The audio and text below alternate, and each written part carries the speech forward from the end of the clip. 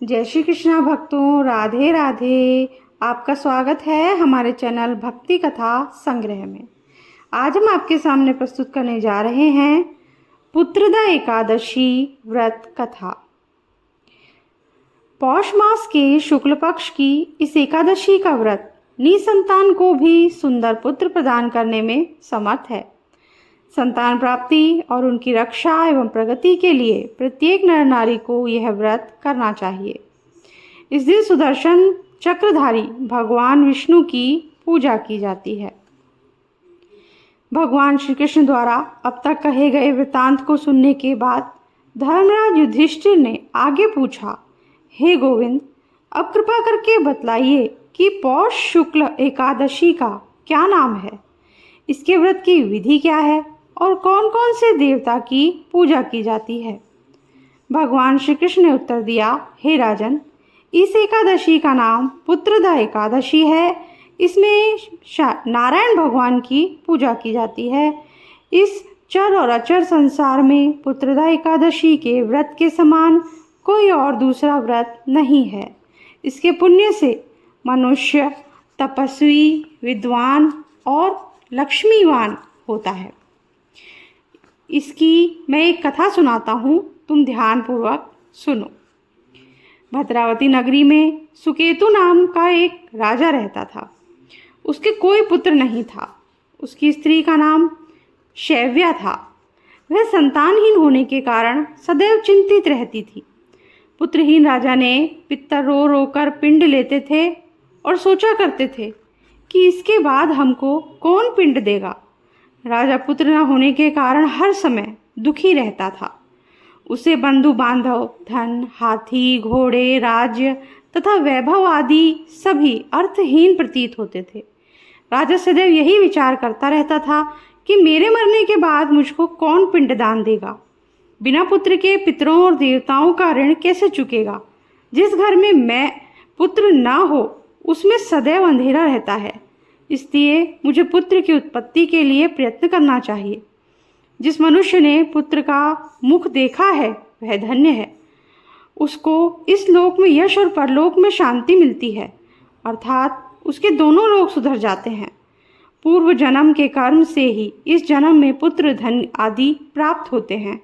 राजा इसी प्रकार रात दिन सोचा करता और चिंतित रहता।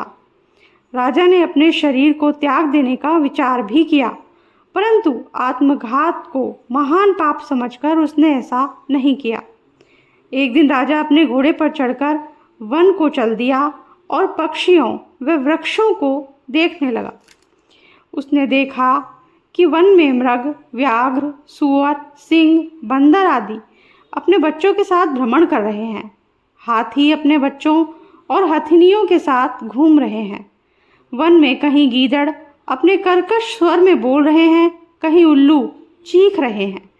वन के इन दृश्यों को देखकर राजा को अपने पुत्रहीन होने का दुख और अधिक पीड़ा देने लगा। इसी उदासी और सोच विचार में दोपहर हो गई। वह विचारने लगा कि मैंने कई यज्ञ किए, ब्राह्मणों को सुंदर भोजन तथा दान देकर तृप्त किया, फिर भी यह दुख मुझे क्यों प्राप्त हुआ है। प्यास के मारे अत्यंत दुखी राजा पानी की तलाश में इधर उधर फिरने लगा। थोड़ी दूर पर राजा ने एक सरोवर देखा। उस सरोवर में कमल खिल रहे थे तथा सारस, हंस, मगरमच्छ आदि विहार कर रहे थे। सरोवर के चारों तरफ मुनियों के आश्रम थे। उस समय राजा के दाहिने अंग फड़कने लगे। राजा शुभ शगुन समझकर घोड़े से उतरकर मुनियों को दंडवत करके उनके सामने बैठ गया। राजा को देखकर मुनियों ने कहा, हे राजन, हम तुमसे अत्यंत प्रसन्न हैं। तुम इस जगह पर कैसे आए, सो कहो। इस पर राजा ने मुनियों से उनका परिचय पूछा और फिर अपनी व्यथा कही। मुनि बोले, हे राजन, पुत्र की इच्छा करने वाले को उत्तम संतान देने वाली पुत्रदा एकादशी है। हम लोग विश्वदेव हैं और इस सरोवर पर स्नान करने आए हैं। इस पर राजा बोला, हे मुनीश्वर, यदि आप मुझ पर प्रसन्न हो तो एक पुत्र का वरदान दीजिए। मुनि बोले, राजन, आज पुत्रदा एकादशी है, आप इसका व्रत करें। भगवान की कृपा से आपके अवश्य ही पुत्र होगा। मुनि के वचनों के अनुसार राजा ने उस दिन वहीं एकादशी का व्रत किया। वहीं द्वादशी को उसने व्रत का पारायण किया और मुनियों को प्रणाम करके अपने महल को वापस चला आया। उसी मास रानी ने गर्भ धारण किया और 9 माह के पश्चात उसके एक उत्तम पुत्र पैदा हुआ, जो बड़ा होकर अत्यंत वीर, यशस्वी और प्रजापालक चक्रवर्ती सम्राट बना। भगवान श्री कृष्ण बोले, हे राजन, पुत्र प्राप्ति के लिए पुत्रदा एकादशी का व्रत करना चाहिए। इस व्रत के करने वाले यशस्वी और पितृभक्त पुत्र तो पाते ही हैं।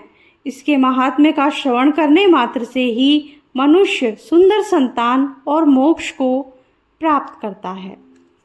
इसी के साथ आज की ये कथा हम यहीं समाप्त करते हैं। अगर आपको अच्छी लगी हो तो लाइक ज़रूर कर दीजिएगा और चैनल को सब्सक्राइब नहीं किया है तो सब्सक्राइब कर दीजिए, बेल आइकन प्रेस कर दीजिए ताकि हमारे आगे आने वाले वीडियोस के नोटिफिकेशन आपको आसानी से मिल सकें। और वीडियो को शेयर करना मत भूलिएगा। Thank you. जय श्री कृष्णा। राधे राधे।